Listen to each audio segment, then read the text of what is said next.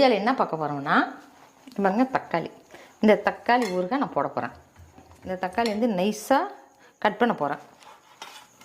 இந்த பாருங்க தக்காளி நறுக்கிட்டேன், நல்லா நைஸாக நறுக்கிட்டேன். கடலை எண்ணெய், செக்கில் ஆட்டின கடலை எண்ணெய், கடுகு, வெந்தயப்பொடி, பெருங்காயம். இந்த மிளகாய் வந்து நான் 1-2 நுணுக்கி வச்சுருக்கேன். தக்காளியை போடுறேன். இது நல்லா தண்ணி வற்றணும், நல்லா வேகணும். இது தேவைக்கேற்ற உப்பு, இந்து உப்பு, மிளகாத்தூள்.